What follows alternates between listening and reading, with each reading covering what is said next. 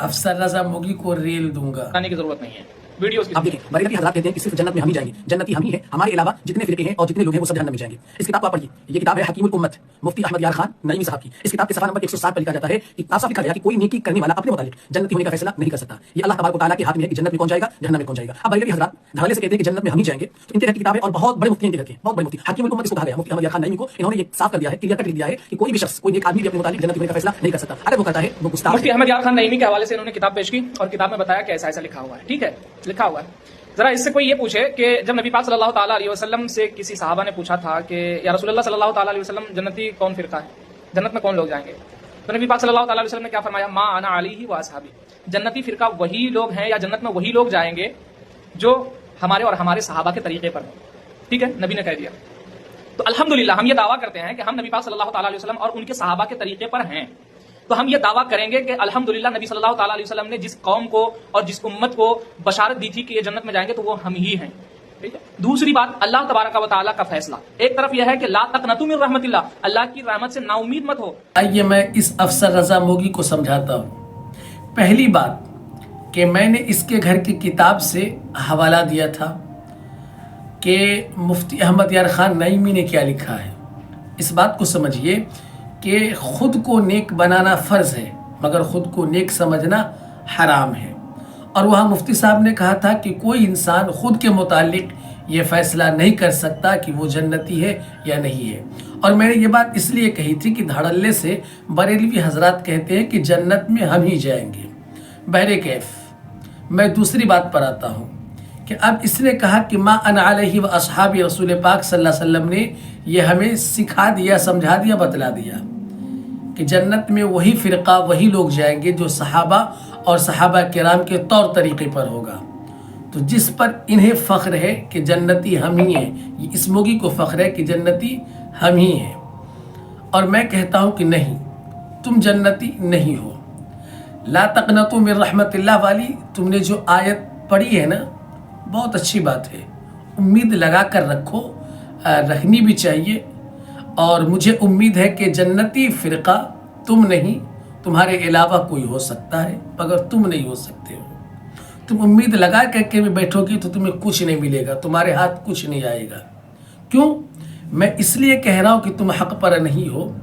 اگر تم حق پر ہوتے تو اللہ تبارک و تعالیٰ تمہیں حق پر ہونے کے باوجود حرمین شریفین میں کھڑا کرتا، امام حرم کے پیچھے کھڑا کرتا. مگر اللہ نے تمہیں کیسے ذلیل کیا، کیسے رسوا کیا اور تمہیں کیسے غارت کیا، یہ پوری دنیا جانتی ہے، بتانے کی کوئی ضرورت نہیں ہے. اللہ تبارک و تعالیٰ کو پتہ ہے، اللہ دلوں کے حالات سے واقف ہے کہ کس کے دل میں ایمان ہے اور کس کے دل میں ایمان نہیں، کون منافق ہے اور کون مسلمان ہے، یہ اللہ کو پتہ ہے.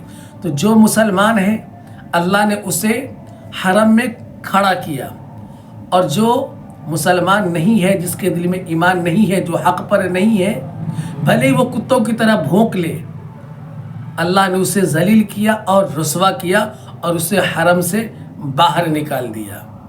تو ہم تم فیصلہ کرنے والے کون ہیں؟ اللہ نے خود فیصلہ کر کے بتا دیا ہے کہ حق پر جو ہوگا وہ میرے گھر میں کھڑا ہوگا، اور میں نے جس کو اپنے گھر کا امام بنایا اس کے پیچھے کھڑا ہوگا.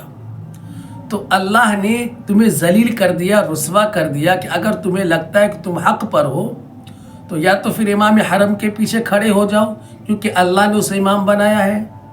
کسی انسان میں تو نہیں نہ ہے طاقت دم کہ کسی کو کوئی امام بنا دے. اللہ جسے چنتا ہے، پسند کرتا ہے، اللہ جس سے پیار کرتا ہے اسے امام بنا دیتا ہے. تو حرم شریف کا امام اللہ کی نظر میں بڑا محبوب تھا تو اللہ نے اسے امام بنایا.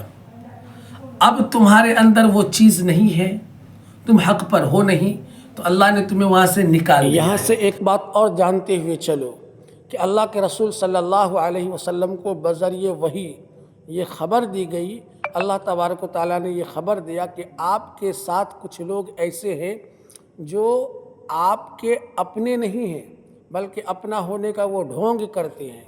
دراصل میں وہ منافق ہیں اور وہ آپ کی راز کو فاش کرتے ہیں، وہ آپ کے اپنے نہیں ہیں، منافق ہیں. تو رسول اکرم صلی اللہ علیہ وسلم نے ان کو مسجد سے نکال دیا۔ ایسے منافقوں کو حضور اکرم صلی اللہ علیہ وسلم نے مسجد سے نکال دیا، اور صحابہ کرام نے ان لوگوں کے ہاتھ پکڑ کر اور گریبان پکڑ کر کالر پکڑ کے مسجد سے باہر کیا تھا۔ تو اب رسول کا زمانہ نہیں ہے، رسول پاک صلی اللہ علیہ وسلم تو ہے نہیں کہ بھائی وہی آئے اور خبر دی جائے کہ حرم شریف میں کون مسلمان ہے اور کون مشرک ہے۔ تو بھائی اللہ تبارک و تعالیٰ نے اب یہ خود فیصلہ کیا ہے کہ جو مشرک ہے وہ حرم سے نکل جائے، ہم اسے حرم میں کھڑا نہیں کرنا چاہتے، کیونکہ رسول پاک صلی اللہ علیہ وسلم پردہ فرما چکے ہیں۔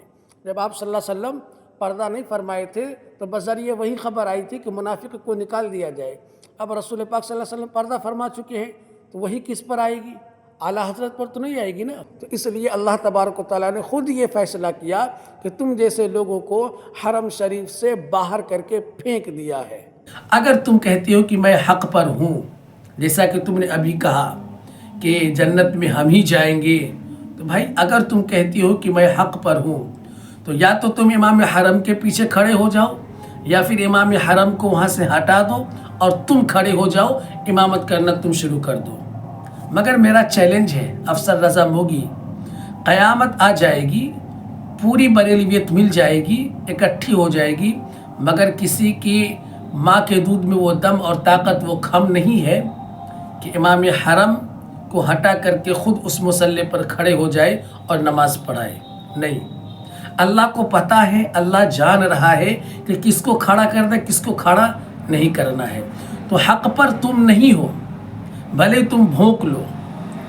قرآن کریم میں فریق فی الجنت و فریق فی السعیر ہے نا، اللہ کہے گا کہ جنت والے ایک طرف کھڑے ہو جائے اور دوزخ والے ایک طرف کھڑے ہو جائے۔ تو تم نے جو امید کی بات کی نا اور قرآن کریم کی آیت پڑھی نا، تو وہی آیت میں بھی پڑھتا ہوں، لا تقنطوا من رحمت اللہ۔ مجھے امید ہے کہ اللہ تبارک و تعالیٰ جس کو کہیں گے اس طرف آ جاؤ جو جنت میں جانے والے ہو، اس میں ہم لوگ کھڑے ہوں گے انشاءاللہ تعالیٰ۔ یہ اللہ کی ذات پر امید ہے، کیونکہ ہم لوگ ایسے مسلمان ہیں کہ امام حرم کے پیچھے کھڑے ہوتے ہیں، اس کی اقتداء میں نماز پڑھتے ہیں، اور تم کہتے ہو امام حرم اور عرب کے جتنے بھی ائمہ ہیں وہ سب کافر اور گستاخ ہیں۔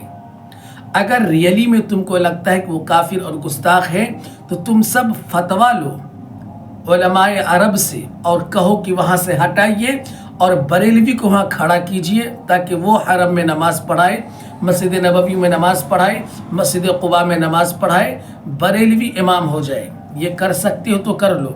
اسی سے پتہ چل رہا ہے کہ تم ذلیل کر دیے گئے ہو، تم رسوا کر دیے گئے ہو، بھلے ہی تم بھونک لو۔ ٹھیک ہے؟